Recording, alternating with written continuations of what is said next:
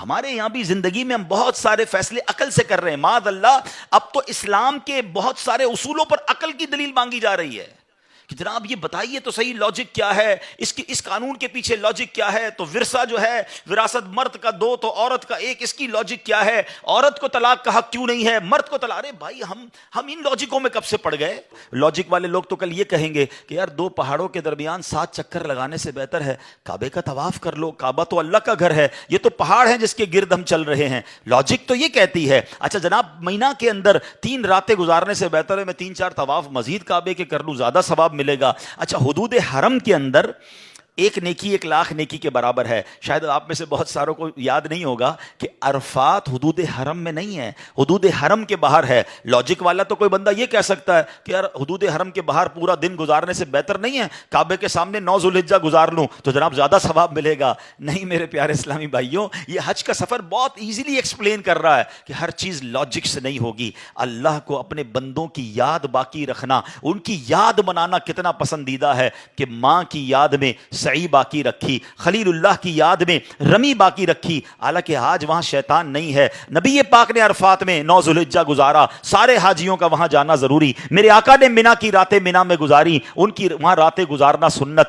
تو یہ سب باتیں بتا رہی ہیں کہ اگر جو لوگ یہ کہتے ہیں کہ اولیاء اللہ کی یاد نہ مناؤ, اللہ والوں کی بار بار یاد کیوں مناتے ہو, ہر سال ان کا دن کیوں مناتے ہو, تو میرا سوال ان سے یہ ہے کہ پھر حج کیسے کرو گے؟ حج تو ہے ہی اللہ کی یاد, اللہ والوں کی یاد میں انہی کی اداؤں کو ادا کرنا ہے. کیا سعی کرنے والا بی بی ہاجرہ کی یاد دل سے نکال سکتا ہے؟ کیا رمی کرنے والا خلیل اللہ کی یاد دل سے نکال سکتا ہے؟ ارے یہ کیا اسی لیے گیا کہ سب کو یاد آئے کہ میرے خلیل نے کیا کیا, اس کی زوجہ نے کیا کیا, اس خاندان نے کیسی قربانیاں دی. آج بکرا کاٹتے ہیں, گائیں کاٹتے ہیں, بوٹیاں بھی ہم کھا جاتے ہیں, لیکن جناب اس قربانی کو تو یاد کریں کہ ادھر تو بچہ ذبح کرنے کا حکم تھا اور خلیل اللہ کی اس یاد کو آج ہم یاد کر رہے ہیں. تو سبحان اللہ, یہ تمام باتیں ہمیں بتا رہی ہیں کہ اگر آج بھی کوئی اولیاء کرام کا, صحابہ کرام کا, سرکار دو عالم علیہ الصلوۃ والسلام کی یاد میں کوئی دن مناتے ہیں, کوئی پروگرام کرتے ہیں, ان کا ذکر کرتے ہیں, تو اس میں کوئی قباحت نہیں. یہ حج پورا ہے ہی اللہ والوں کی یاد. باقی ساری لاجک چھوڑیے.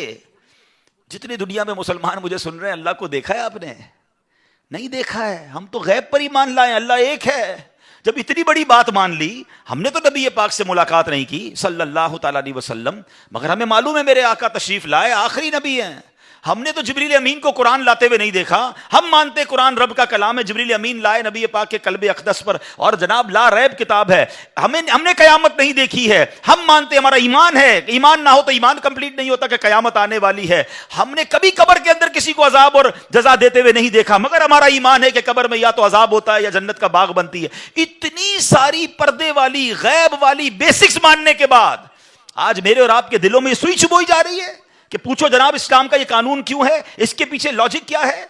یہ سمجھنا ہے میرے نوجوانوں اور میرے بچوں کو کہ ہمیں اپنے ٹریک سے ہٹایا جا رہا ہے. ہم مومن ہیں, ایمان والے, ہم غیب پر ایمان لائے ہیں, اور ہمارا کام لبیک کہنا ہے, ہمارا کام ایمان لانا ہے. آمنت باللہ و ملائکتہ و کتبہ و رسلہ, پورا ہم نے ہمارا فارمیٹ یاد کیا ہوا ہے کہ ہم تو غیب پر ایمان لانے والے ہیں. ہم نے قیامت پر ایمان لائے, ہم نبی پاک پر ایمان لائے, آسمانی کتابوں پر ایمان لائے.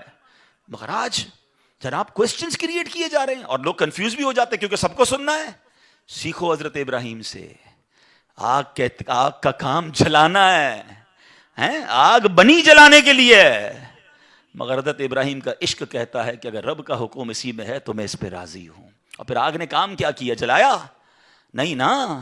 ایک اور شعر سنو, شاعر مشرق نے کیا کمال کی بات کی, اگر آج بھی ہو ابراہیم سا ایمان پیدا. ایکچولی یہی کمی ہے, لیول آف ایمان ڈسٹرب ہو گیا ہے. اگر آج بھی ہو ابراہیم سا ایمان پیدا, آگ کر سکتی ہے اندازے گلستان پیدا. آج بھی آگ باغ بنے گی مگر ایمان تو لاؤ نا. وہ کہتے ہیں نا اگر آج بھی وہ فضائے بدر پیدا کر دی جائے تو آج بھی فرشتوں کی فوج مدد کے لیے آئے گی. بات یہ ہے کہ وہ لیول آف ایمان نہیں رہا.